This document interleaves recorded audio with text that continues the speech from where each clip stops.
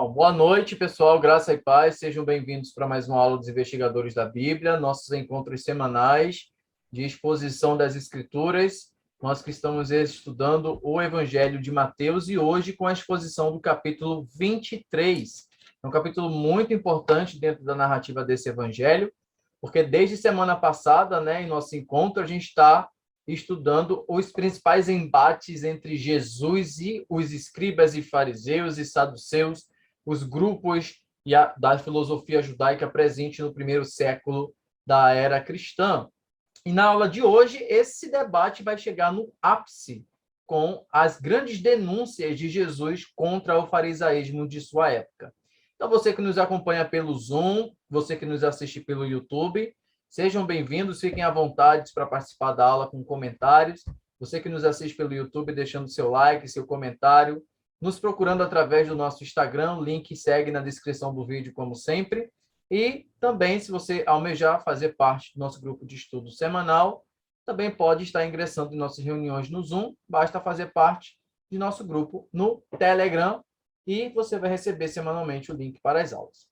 Então, eu vou pedir para o irmão Luciano, que já está com a gente, para ele orar, para a gente iniciar, então, o nosso estudo dessa noite, com a exposição do capítulo 23.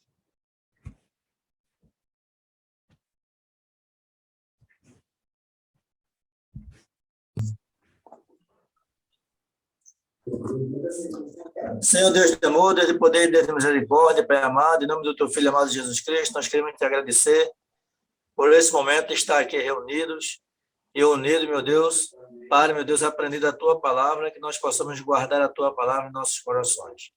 Pai amado, que o Senhor continue abençoando o professor, meu Deus, que o Teu Santo Espírito, meu Deus, venha dar, meu Deus, sabedoria, entendimento, para que ele possa passar para cada um de nós, que nós possamos aprender, meu Deus, que o Teu Santo Espírito também nos dê um entendimento da palavra nesta noite. Eu creio, meu Deus, que assim como as outras aulas, vai ser uma aula abençoada para a glória do Teu nome. Agradecemos por tudo em nome de Jesus. Amém. Amém. Obrigado. Bom, vamos seguir. Pega a tua Bíblia aí, com tua versão, com tua tradução, e a gente vai seguir no capítulo 23. É um capítulo longo, tem 39 versículos, mas é um capítulo que tem bastante tema para a gente conversar. Ele é um capítulo sempre atual, como toda a Bíblia, mas especificamente este, porque Jesus fala de coisas e práticas aqui, que nós devemos sempre estar atentos a essas coisas. Então, vamos lá. Para a gente recapitular, na semana passada, a exposição do capítulo 22, a gente tratou sobre os fariseus vindo até Jesus e tentando Jesus em várias questões. Eles tentaram Jesus, por exemplo, sobre a questão do imposto ao Império Romano, quando Jesus ele fala aquela famosa frase, dai a César o que é de César. Eles queriam que Jesus caísse naquela armadilha para que Jesus dissesse que não era lícito entregar imposto ao Império Romano, e assim eles pudessem acusar Jesus de sedição, como um rebelde, um revolucionário da época que lutava abertamente contra o domínio romano. Eles também, os saduceus, desafiaram Jesus em relação à ressurreição, com aquela questão da mulher que tinha 7 maridos, casou com 7, ficou viúva, e com quem ela seria casada na vida futura. Jesus também responde a essa indagação. Depois, os fariseus voltam a questionar Jesus sobre qual seria o mandamento mais importante. Jesus dá aquela resposta que nós vimos semana passada. E aí, hoje, o jogo ele vai mudar. Enquanto que semana passada foram os fariseus, os saduceus, os escribas que vieram para cima de Jesus, no capítulo 23 de Mateus é Jesus quem vai para cima deles agora. Mas muito pelo contrário, Jesus não vai estar fazendo pergunta, não vai estar fazendo indagações sobre a lei. O que Jesus vem agora é com palavras proféticas. E aí eu quero que vocês façam uma semelhança com as palavras de Jesus no capítulo 23 agora, com o ministério de grandes profetas do Antigo Testamento, principalmente Elias e Jeremias. São os dois profetas do Antigo Testamento cujos ministérios mais se assemelham com os ministérios de Jesus. Então, as palavras de Jesus no 23 vai remeter os leitores de Mateus a lembrarem dos profetas do Antigo Testamento, cujo ministério e cuja vida se assemelharam e apontaram para o ministério de Jesus. Então, dentro desse capítulo, né, a gente tem os equivalentes de Mateus 23 em Marcos 12 e em Lucas 20. Só que acontece, em Marcos 12, são só versículos 38, 39 e 40. 3 versículos em Marcos. Em Lucas, versículos 45 e 47. Mateus, ele reserva 39 longos versículos para tratar desse embate de Jesus com os fariseus. E a pergunta que a gente faz inicialmente é essa: por que que Mateus reserva muito espaço na redação do seu evangelho para esse discurso de Jesus contra os fariseus, ao passo que Marcos e Lucas não estão preocupados nisso?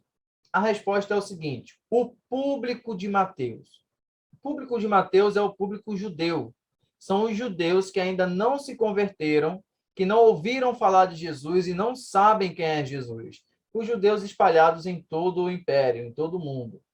Esses judeus, ao lerem esse discurso de Jesus, esse discurso acusador, né, essa profecia, eles vão diretamente associar com os profetas do Antigo Testamento e com os futuros acontecimentos que iriam acontecer, que estariam muito próximos a acontecer, pelas palavras que Jesus havia dito. Então, o público de Mateus seria muito interessante para eles saber desse discurso de Jesus, né?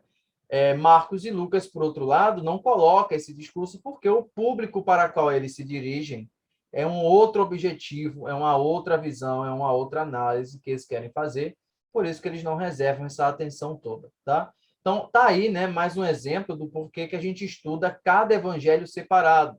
Apesar deles contarem a mesma história, terem o mesmo objetivo, o método que eles se utilizam, a forma como eles fazem é diferente, porque o público-alvo que eles se utilizam, para quem eles se direcionam, é outro. Então, eles vão tratar alguns assuntos mais importantes, algumas passagens mais importantes do que outras, por causa do público-alvo que eles têm. Ok? Bom, vamos partir agora, então, para a leitura e a exegese. Então, Jesus disse às multidões e a seus discípulos. Primeira questão. Jesus está no templo. O templo é lotado, é cheio de pessoas. Os fariseus e os saduceus estavam ali rodeando Jesus, ouvindo as palavras dele, junto com os discípulos de Jesus e uma multidão. Jesus vai se direcionar agora para a multidão e os seus discípulos, falando dos fariseus. Sabe aquela questão? Se quer falar mal de uma pessoa, fala na frente dela. É isso que Jesus faz. Jesus não acusa os fariseus, não fala as suas acusações dos fariseus pelas costas dele. Muito pelo contrário, faz na frente deles. Se direciona à multidão, falando deles que também estão ali. Então Jesus diz: os mestres da lei e os fariseus ocupam o lugar de intérpretes oficiais da lei de Moisés. Em algumas versões na Bíblia de vocês vão ver, se assentam na cadeira de Moisés ou na cátedra de Moisés. E o que significa isso? Havia o costume e a ideia de que aqueles responsáveis por ensinar a lei, de propagar o ensinamento da Torá, eles ocupavam de forma metafórica a cadeira de Moisés. Não é que existia uma cadeira no Sinédrio, no templo, chamado cadeira de Moisés, né? Como hoje em algumas igrejas tem a cadeira do pastor destacada, né, de outras igrejas. Não é que existia isso. O que Jesus está falando é que eles dizem que ocupam a função que Moisés exercia durante o seu tempo. Qual é? A função de legisladores. Eles liam a lei, eles interpretavam a lei. Ok? Então, essa é a função que eles ocupavam. Jesus está dizendo isso. Eles ocupam o lugar da cadeira de Moisés. Portanto, pratiquem tudo o que eles dizem e obedeçam-lhes, mas não sigam seu exemplo. Vamos lá. A cadeira de Moisés é um lugar muito importante, né? Você está ali ensinando o que Moisés ensinou, falando o que Moisés falou, é algo de muito prestígio, é algo de muita importância. E o problema de Jesus aqui com os fariseus não é com o ensino deles, né? Com os escribas, porque eles ensinavam a lei de Moisés, eles falavam o que a lei dizia, ao contrário dos saduceus. que Jesus acusou eles de não conhecerem as Escrituras e nem o poder de Deus. Mas os fariseus, por outro lado, conheciam, sabiam muito bem. Mas a primeira punição de Jesus aqui é que eles não praticam aquilo que eles ensinam. Era aquele famoso ditado: faço o que eu digo, mas não faço o que eu faço. Né? Por quê? Eles oprimem as pessoas com exigências insuportáveis e não movem um dedo sequer para aliviar os seus fardos. No versículo 4, Jesus está acusando os fariseus de colocarem sobre pessoas fardos pesados, exigências pesadas, legalismo. É o que a gente chama de legalismo. Uma pessoa legalista é uma pessoa que para ela tudo é errado. É uma pessoa que para ela tudo é pecado. Nada é. Se não for coisa direcionada da lei de Deus, se não tiver na Bíblia, tudo é pecado, tudo é errado. Isso é uma pessoa legalista, né? Quando a gente fala que uma pessoa chama uma pessoa de fariseu, né, por exemplo, ela é uma pessoa legalista. Para ela, só o que está na Bíblia serve. Nada que está fora serve, né? Para ela, tudo é errado. Então, eles colocam esses fardos sobre as pessoas, mas eles mesmos não movem um dedo sequer para ajudar. Isso tem dois sentidos. Eles não ajudam as pessoas a viverem uma vida de obediência e prática da lei, e nem eles mesmos vivem o que eles pregam. Então, o que Jesus está querendo dizer aqui é justamente isso. Versículo 5. Olha só. Antes do versículo 5, deixa eu falar um detalhe importante. Ainda no versículo 4. Os fariseus, né, os mestres da lei, eles diziam, e a gente confere isso nas Escrituras, que ao todo, em toda a lei, existem 613 mandamentos. A gente está acostumado só com os 10 mandamentos, né, que é o resumo de toda a lei. Mas a lei por completo, ela engloba cerca de 613 mandamentos, tá? Sendo eles divididos em mandamentos religiosos, mandamentos litúrgicos e mandamentos civis e éticos, tá bom? O que continua para a gente hoje é o mandamento ético e o mandamento religioso, no sentido de adoração. O mandamento litúrgico, cerimonial, ele não vem para nós, gentios, ele continua para os judeus. Mas nós, gentios, seguimos a lei no sentido ético e moral e religioso de adorar somente o único Deus. Tá bom? Além dos 613 mandamentos que existiam na lei, ou que existem na lei, já passo a palavra. Eles ainda colocavam por cima desses mandamentos costumes e doutrinas deles mesmos. Vamos lembrar, os fariseus, eles existem desde o 2º século antes de Cristo. Ele foi um grupo ali formado durante o período asmoneu, de dominação dos asmoneus, né? Inicialmente, a formação dos fariseus era muito nobre, era preservação da lei, preservação dos bons costumes, né, dos mandamentos, só que eles acabaram se perdendo ao longo do tempo nisso. E aí eles acabaram criando costumes, criando certas práticas que não necessariamente era obrigatório das pessoas praticarem. Mas qual era o problema? Eles ensinavam os seus costumes no mesmo nível que ensinavam a lei. Eles diziam, nossos costumes e a lei de Moisés estão no mesmo nível. E, pasmem, algumas vezes eles colocavam os próprios costumes acima da lei de Moisés. Vamos lembrar, quando a gente estudou aquela passagem sobre os discípulos não lavarem as mãos para comer. Vocês lembram dessa passagem? Quando os fariseus criticam Jesus porque os discípulos de Jesus não lavavam a mão para comer? Isso não está na lei. Isso não está na lei. Isso era um costume dos fariseus que, para tudo que eles iam fazer, eles se lavavam, tinha que estar limpo, purificado. Por quê? Porque eles eram muito preocupados com a aparência, com o exterior. Então, eles não tocavam em nada contaminado, não tocavam nada sujo. Quando ia fazer uma refeição, tinha que ter todo um ritual de lavagem, lavar as mãos.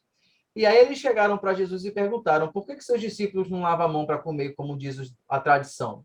A tradição. E aí Jesus disse, olha, Vocês são hipócritas. Porque o que contamina o homem não é o que entra pela sua boca, mas o que sai. Quando Jesus disse isso, estava condenando os fariseus, porque eles se preocupavam muito mais com o exterior do que com o interior. E eles criticavam que, com isso, eles invalidavam o mandamento de Deus, com base em suas doutrinas humanas e seus costumes humanos, né? Então, quando a gente entende isso, né, a gente consegue trazer para nossa vivência, né? Nós temos pessoas aqui de várias denominações que nos assistem, que nos acompanham, e sabe que cada denominação, né, eclesiástica, congregação, tem seus costumes, tem suas doutrinas. Eu não gosto de usar muito o termo doutrina, porque para mim só existe uma doutrina, que é a doutrina do Evangelho, doutrina de Cristo. Para mim só existe uma, ela é universal. O que foge disso são costumes, são tradições, né? Mas às vezes a gente usa assim doutrina, né? A gente fala assim, a doutrina da Assembleia, a doutrina da Presbiteriana, né? A gente usa muito errado esse termo, mas doutrina é uma só, tá? Nesse sentido, a doutrina da Assembleia, da Presbiteriana, da Batista é uma só. Eles pregam uma coisa só: a salvação através de Cristo Jesus, pela fé em Cristo Jesus. Isso é uma doutrina. É a doutrina dos apóstolos. Qualquer ensinamento que fuja disso é procedência maligna. Paulo chama de doutrina de demônios, tá?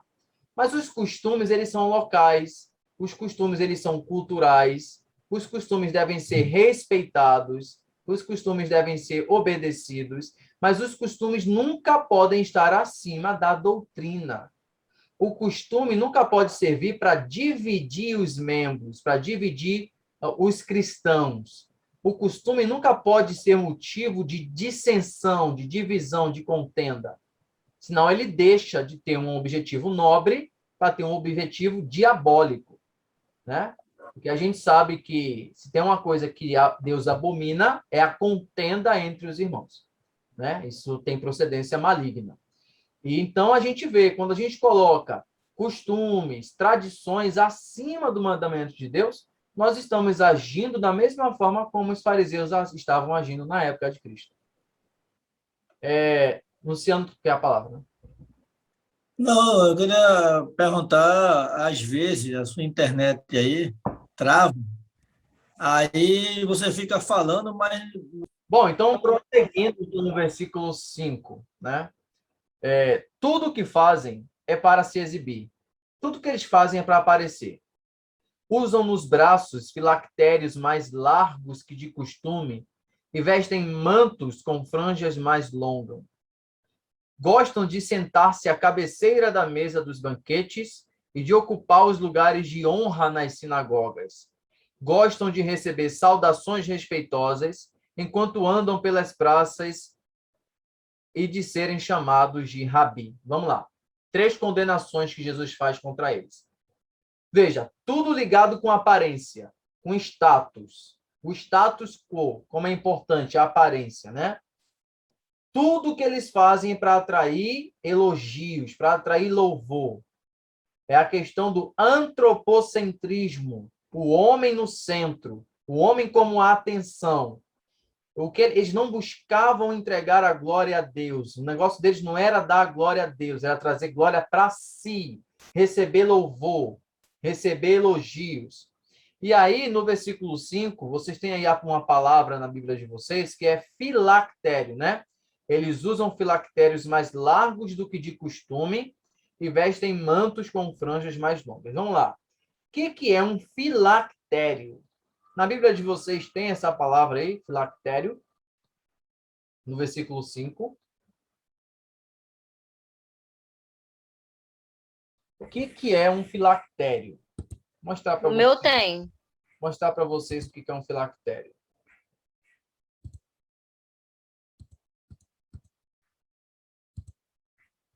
Vocês estão vendo aí, olha só. Filactério é um objeto até hoje usado pelos judeus, que começou a ser usado tempos. Na verdade, ele tem desde a lei, ele vem desde a lei, Só que a forma como nós conhecemos hoje, ele começou a ser usado alguns séculos antes de Cristo. Ele é um objeto que parece um estojo, né? Que os judeus, ele é amarrado numa fita, que é passado aqui pela cabeça, desce pelo pescoço e é amarrado ao longo do braço esquerdo, ligando o peito à cabeça, e essa caixinha fica na testa. O nome disso é filactério.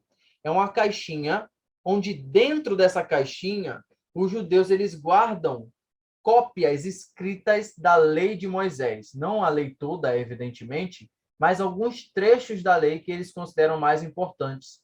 Vocês podem ver aqui, ó, um filactério aberto, né? Esse aqui está aberto, ó.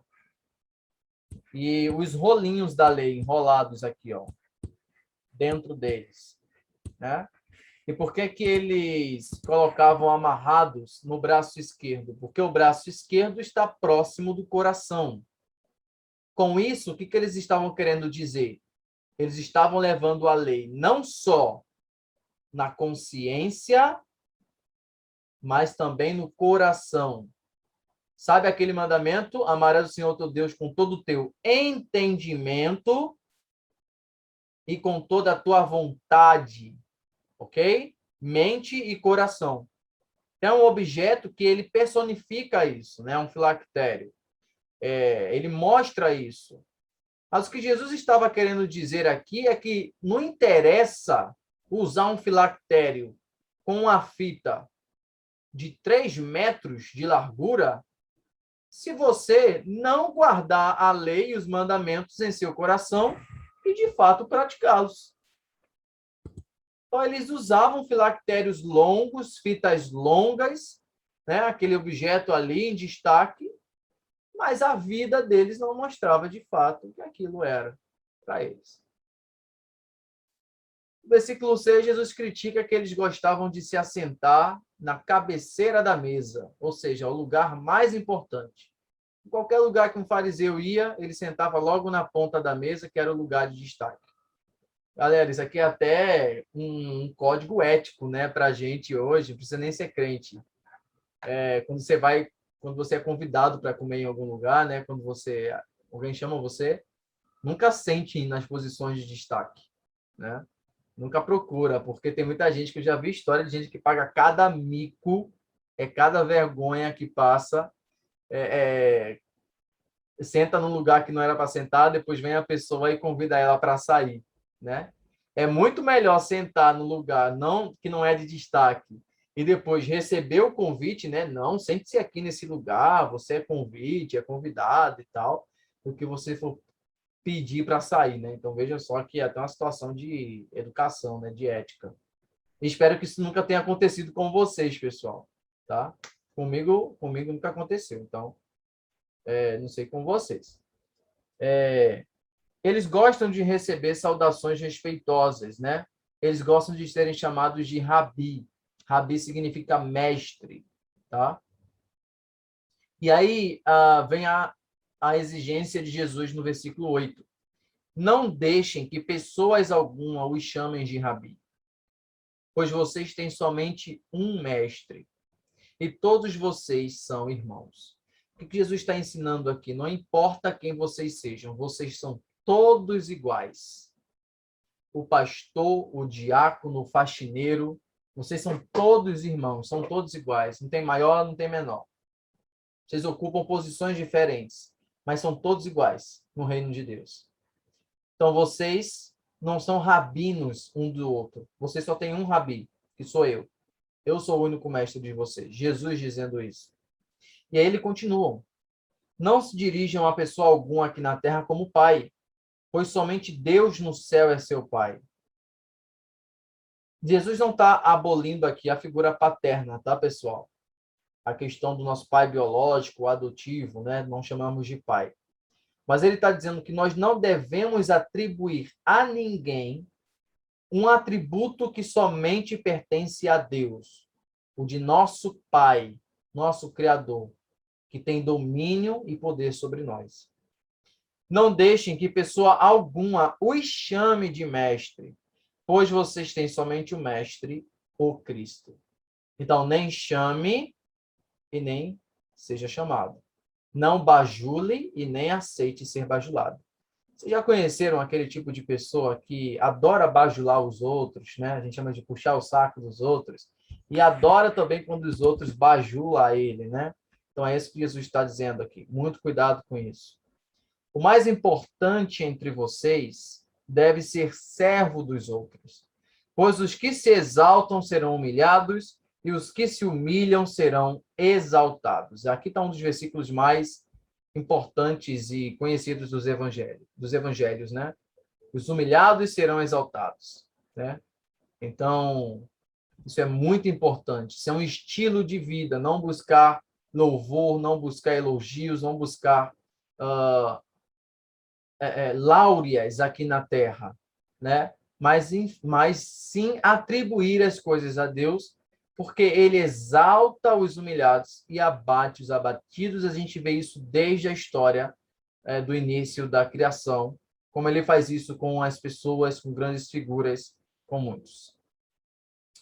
Bom, a partir do versículo 13, pessoal, a gente tem aí agora a sequência de acusações e de profecias que Jesus vai dizer contra os fariseus. Até agora, Jesus denunciou uma série de pecados e práticas equivocadas que eles faziam por consciência.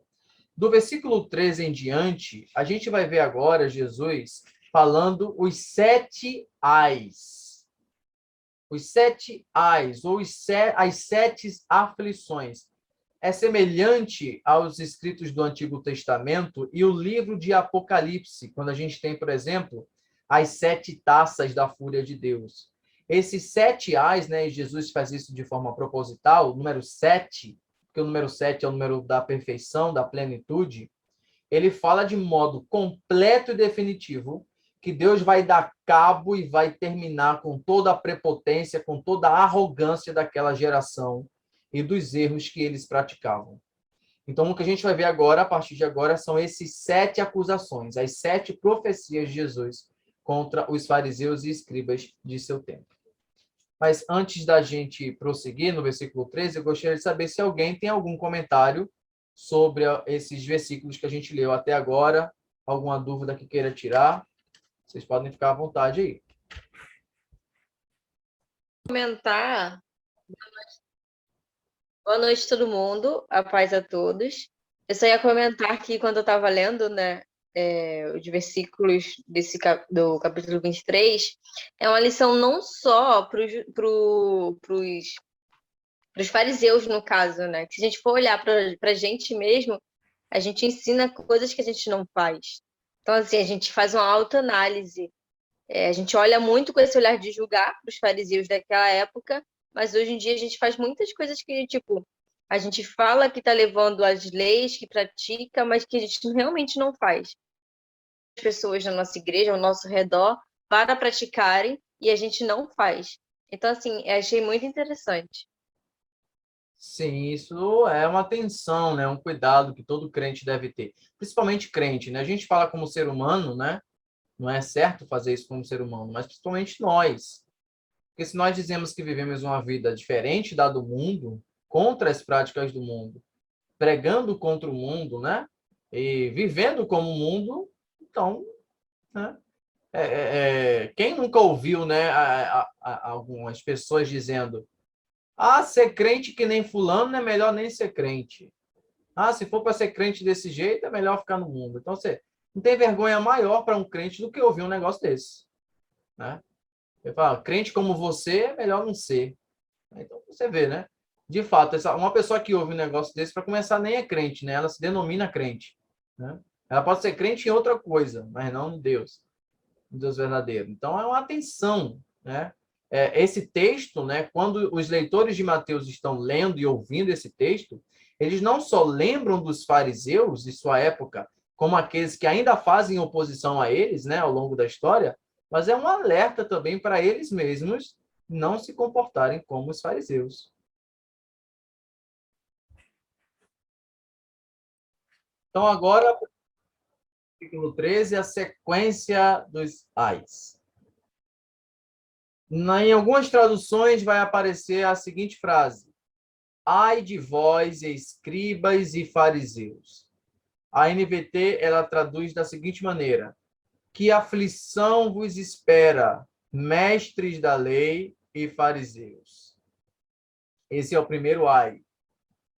Hipócritas, fecham a porta do reino dos céus na cara das pessoas.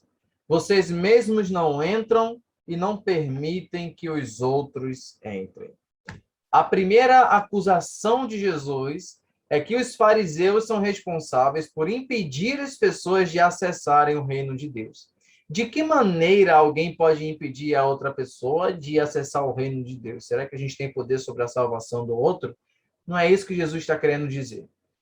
O que Jesus está querendo dizer é o seguinte: como eles colocavam sobre as pessoas fardos gigantes e diziam que as pessoas, para alcançar a salvação, tinham que cumprir todas as exigências que eles diziam, nesta forma, ninguém alcançava o céu para eles. Porque eles pregavam salvação por obras. Você tem que cumprir a lei, você tem que obedecer os mandamentos e os costumes. Ou seja, dessa maneira, nem eles entram, porque eles não faziam, e nem os outros. Então, eles fecham a porta do céu. E aí a palavra, né, o apelido carinhoso que Jesus dá para eles, hipócritas. Essa palavra vem do grego, e essa palavra, pessoal, era usada para descrever os atores dos teatros gregos. Por que que um ator, na antiguidade, era chamado de hipócrita? Porque, vê, quando um ator sobe no palco, ele ali é uma pessoa que ele não é na vida real. Ele no palco é uma coisa, mas fora do palco ele é outra. Quando Jesus se utiliza desse termo para com os fariseus, é justamente esse sentido que ele está querendo usar. Vocês espelham uma coisa, vocês mostram ser uma coisa que de fato vocês não é, né? Um outro sentido que a Bíblia ela nos traz para esse termo hipócrita é uma compreensão equivocada da vontade de Deus. Jesus está acusando os fariseus de equivocadamente conhecerem o Deus a quem eles dizem servir. Então, eles desviam as pessoas, incorrendo assim no juízo divino. Eles não conhecem a Deus, pregam sobre Deus e, dessa forma, fazem as pessoas se enganar sobre um Deus que eles acham que conhecem. Lembra lá em João capítulo 8, quando Jesus ele diz para eles: vocês não conhecem o Pai. Eu conheço o Pai porque eu vim para o Pai, e para ele voltarei. Em outra maneira, Jesus fala: vocês não são filhos de Abraão. Se vocês fossem filhos de Abraão, ouviriam o que eu digo. Vocês têm por pai o diabo. Ele foi homicida e mentiroso desde o princípio. Nele não se firmou verdade. Então, olha o que Jesus está parafraseando aqui, né? Mateus 23 com João 8. Que Jesus está acusando os fariseus disso. Versículo 14. Ai de vós, escribas e fariseus, tomam posse dos bens das viúvas de maneira desonesta, e depois, para dar a impressão de piedade, fazem longas orações em público. Por causa disso, serão duramente castigados. Ou seja, estelionatários. Fariseus estelionatários usavam o dízimo e as ofertas para explorar os pobres e os necessitados. E depois iam para a esplanada do templo fazer longas orações, né? Como é que um fariseu orava? Vocês lembram? Lembra da parábola do publicano e do fariseu? Primeiro que ele não chegava como qualquer um na esplanada do templo. Ele pedia para as trombetas tocarem para anunciar que, ó, fariseu chegando. Toca a trombeta. Eles vão com todo o seu semblante decaído, triste, para dizer que estão em jejum, que estão em sacrifício.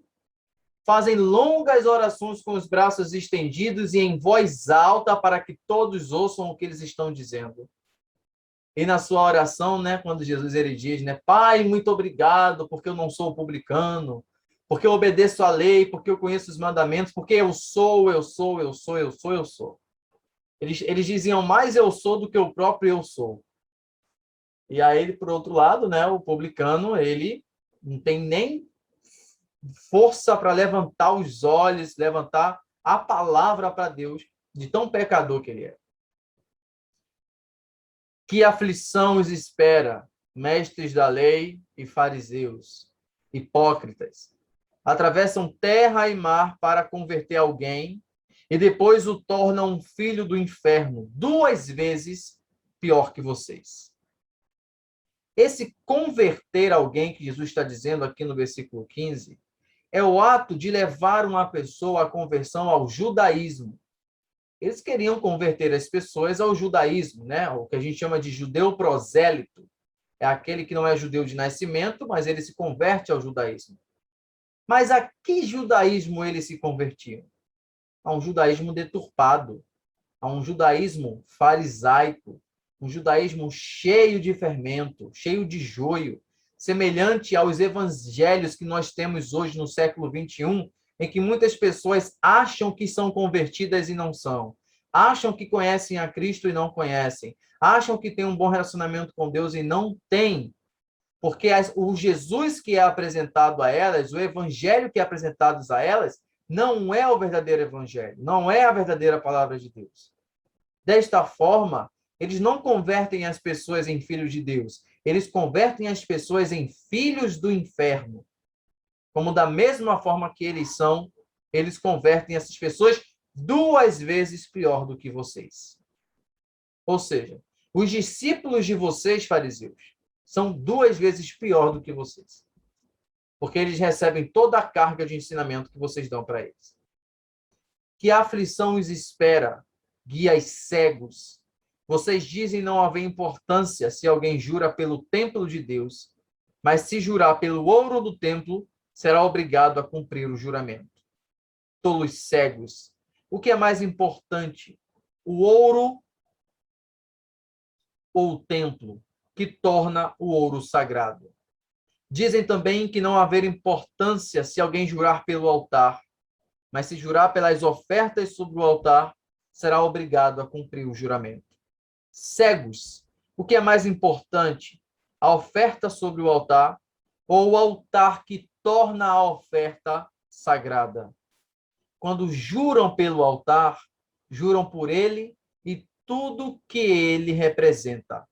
Quando juram pelo templo, juram por ele e por Deus que nele habita. Quando juram pelo céu, juram pelo trono de Deus e por Deus que se assenta no trono. Jesus está criticando aqui a questão dos juramentos que era ensinada pelos fariseus. A Bíblia nos orienta a nunca jurar em nome de Deus. Né? Os judeus, eles nem pronunciam o nome de Deus. O nome de Deus é tão sagrado que os judeus nem pronunciam. Eles chamam a Deus de Adonai, nunca de Javé ou Iavé, que é o nome de Deus, para não eles acabarem cometendo o pecado de falar o nome de Deus em vão. Mas eles ensinavam que você poderia jurar pelo templo. Você poderia jurar pelo sacrifício do altar. Mas, ora, o que é que santifica um ao outro? O que é que santifica o ouro do templo? O ouro não é sagrado porque ele está no templo? A oferta não é sagrada porque está sobre o altar sagrado? Da mesma forma, se você orar, se você jurar pelo templo, quem habita no templo? Quem é que santifica o templo? Se você jura pelos céus, quem habita nos céus? Então, não importa pelo que você jura, você sempre está fazendo referência ao nome de Deus. É Deus quem está sendo invocado ali. 23. Que aflição os espera, mestre da lei e fariseus? Hipócritas. Vocês têm o cuidado de dar o dízimo da hortelã, do endro e do cominho, mas negligenciam os aspectos mais importantes da lei: justiça, misericórdia e fé. Ou seja, o dízimo estava em dia. Dizimistas fiéis, quando davam o dízimo, inclusive, tinha que se estender um tapete vermelho, para que todo mundo que estivesse no templo visse o fariseu chegando e entregando o dízimo dele. Hipócritas, Porque do que adianta entregar o dízimo, a oferta, sendo que eles não seguem a justiça, a misericórdia e a fé, que são os mais importantes dos mandamentos, e não o dízimo. Sim, vocês deviam fazer essas coisas, mas sem descuidar das mais importantes. Jesus não está abolindo o dízimo. Jesus não está dizendo, não deem mais o dízimo. Vocês devem dar, mas não devem descuidar das mais importantes: a fé, a misericórdia e a justiça. Vocês são guias cegos, com água para não engolir um mosquito, mas engolem um camelo. Isso é uma piada que Jesus está fazendo aqui no versículo 24. Jesus está fazendo aqui um jogo de palavras. Os fariseus, eles tinham um ideal de pureza tão grande, esse cuidado de purificação tão grande, que tudo que eles bebiam era coado. Tudo. A água, desculpa. A água principalmente porque podia cair algum inseto na água, algum mosquito. E se você bebesse essa água, você ficaria impuro. Então, eles coavam a água para não engolir um inseto. Mas Jesus está dizendo que, com isso, eles acabavam engolindo o quê? Um camelo. Jesus está usando aqui os dois animais. O maior animal na Palestina, que é o coelho, o camelo, é o maior animal que se podia encontrar na Palestina, e o mosquito, que era o menor dos insetos. Então, eles eram preocupados. Olha o jogo de palavras que Jesus está fazendo aqui. No hebraico, né, essas palavras rimam. Né? Em aramaico, mosquito é calma. E camelo é gamla. Calma, gamla. Jesus está fazendo um jogo de palavras aqui no aramaico. E quem ouve Jesus está entendendo o que Jesus está querendo dizer. Eles se preocupam, é como se Jesus estivesse dizendo aqui, vocês se preocupam com a farpa no olho das outras pessoas, mas não tiram a trave que está nos olhos de vocês. É mais ou menos o que Jesus está querendo dizer aqui. Tão preocupados para não engolir um mosquito, ou seja, para cometer pecadinhos, mas acabam cometendo pecadões, camelos, erros do tamanho de camelos.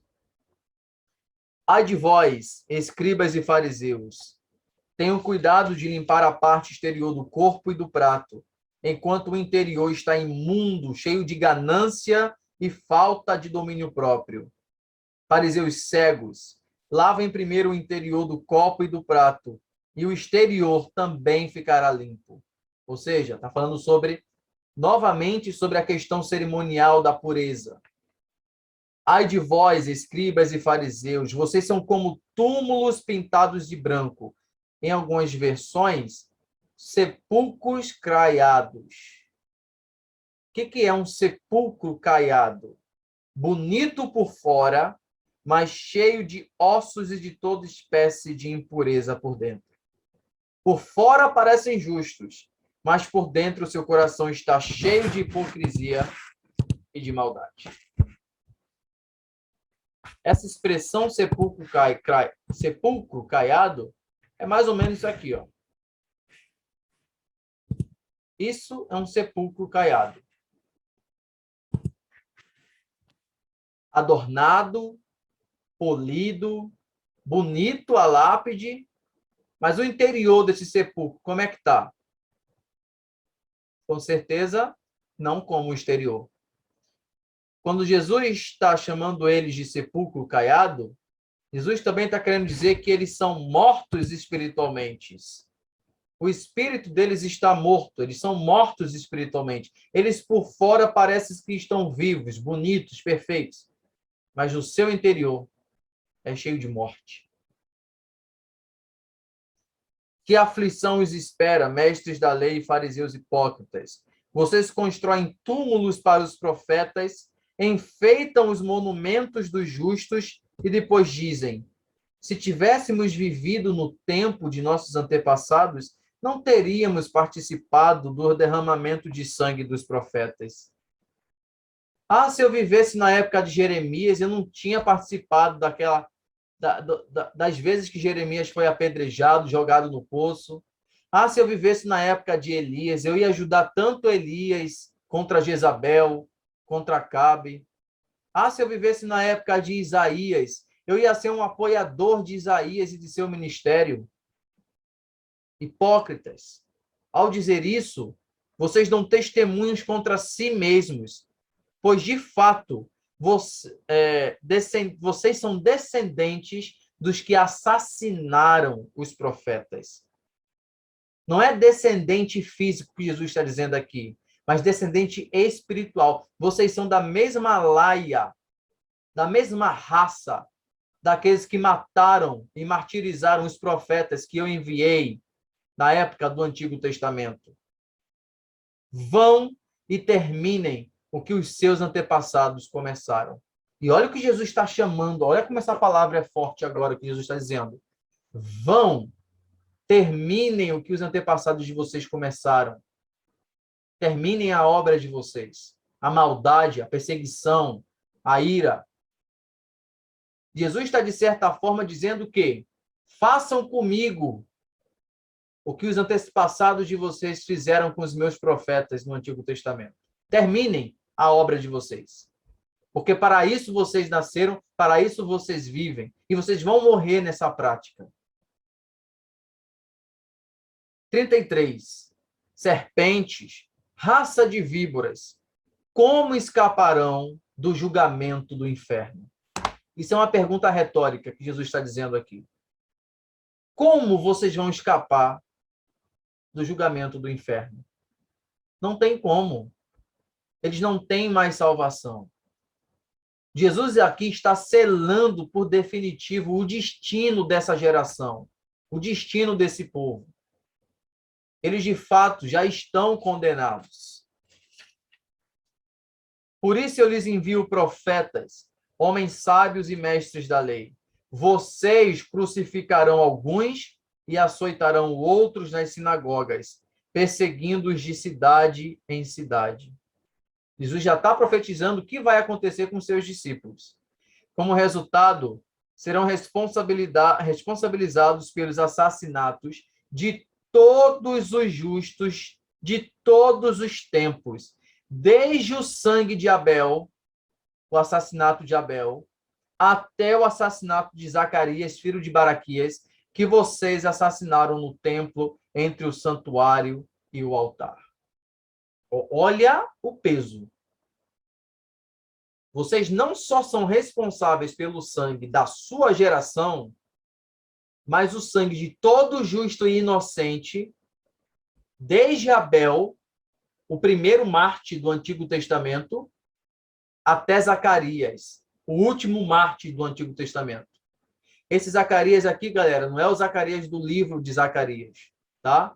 Esse Zacarias foi filho do sacerdote Joiada. Está lá em 2 Crônicas, capítulo 24, que o rei Joás mandou assassinar no templo de Deus. Para os judeus, o livro de 2 Crônicas é o último livro do Antigo Testamento.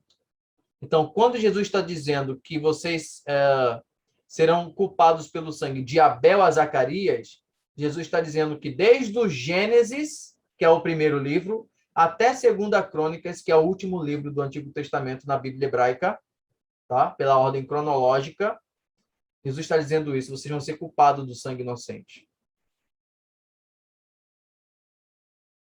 E o versículo 36, eu lhes digo a verdade, esse julgamento cairá sobre a presente geração.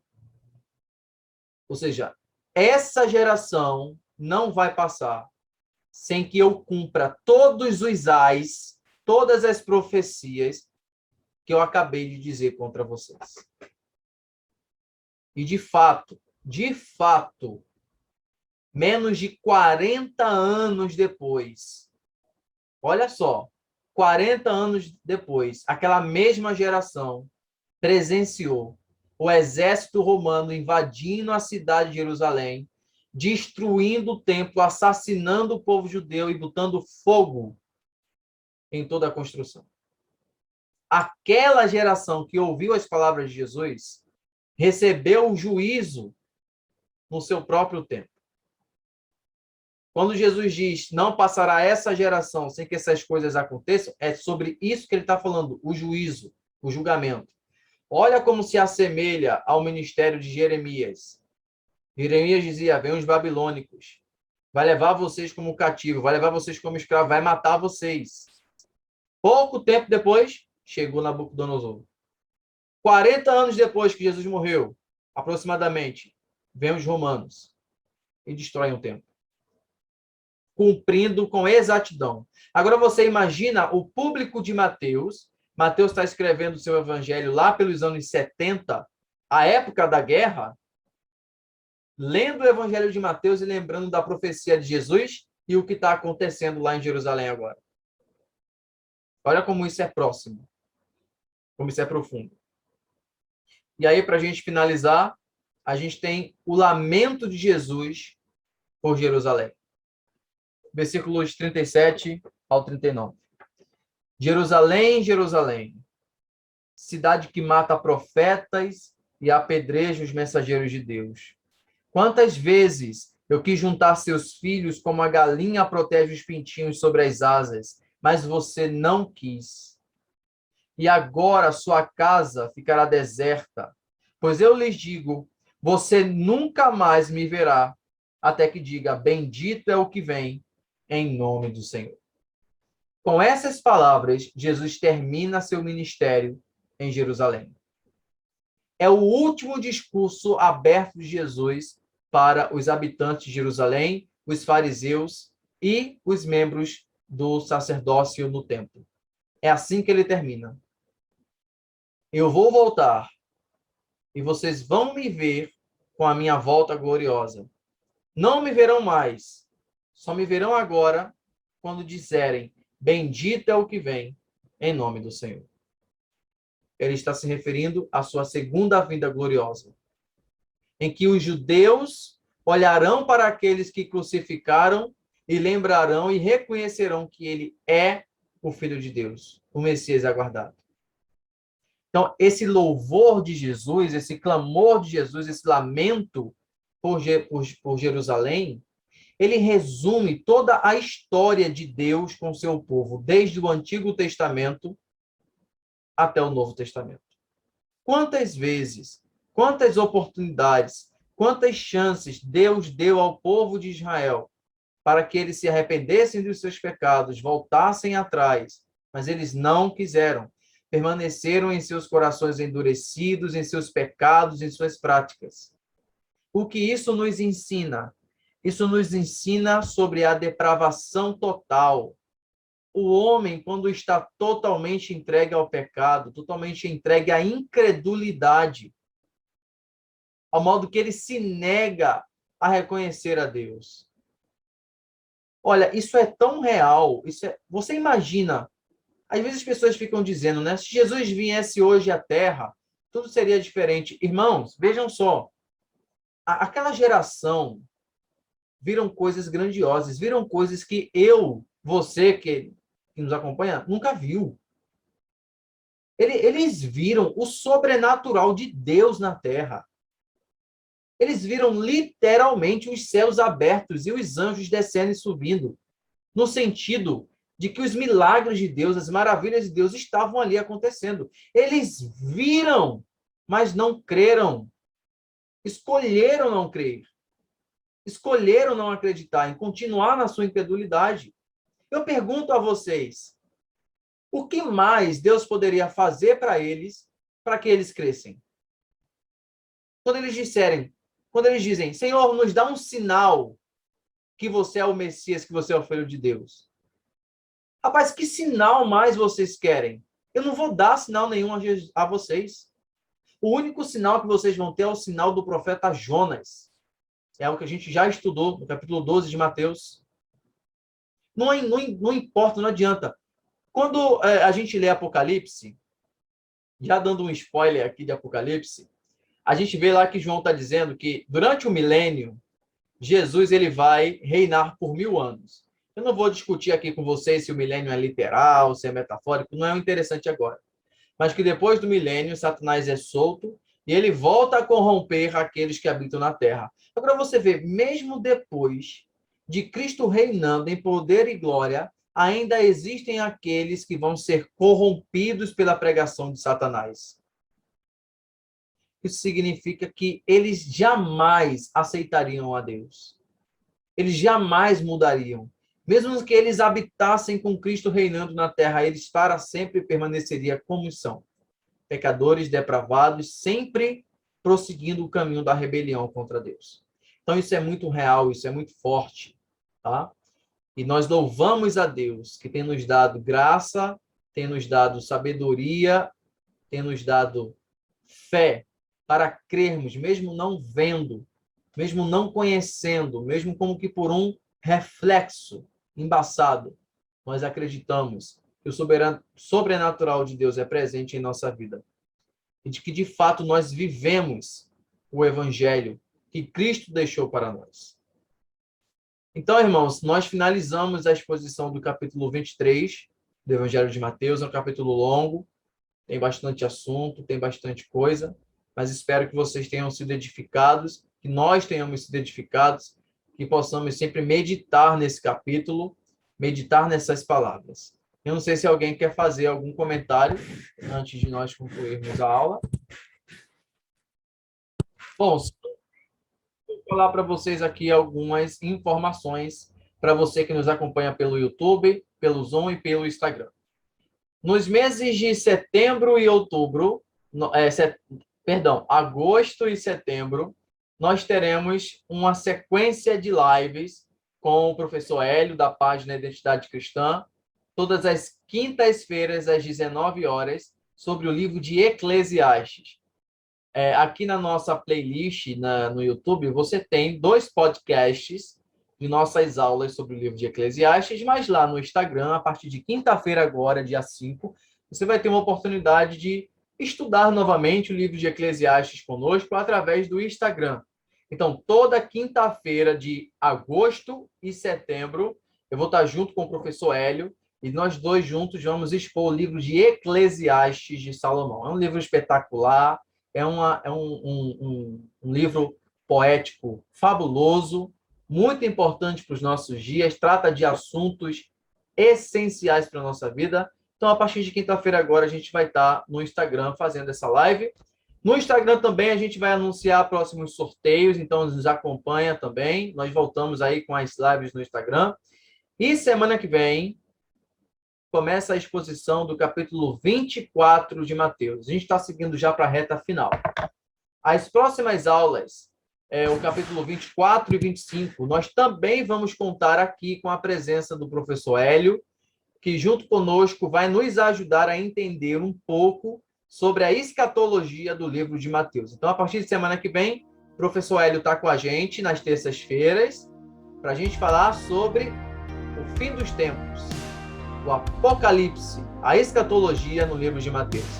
Então, pessoal, aí, preparem-se, porque semana que vem o negócio vai ficar esquisito pro nosso lado, viu?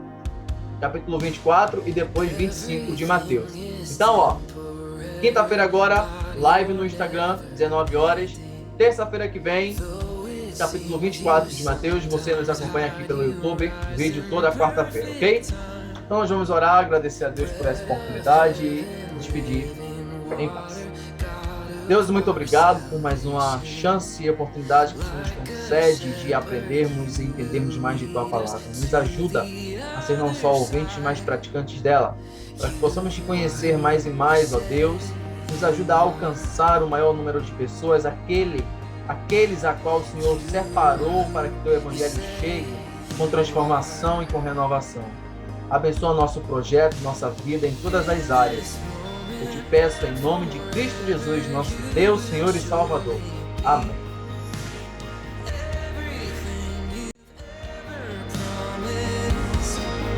You promise in this moment and forever all sufficiency is who you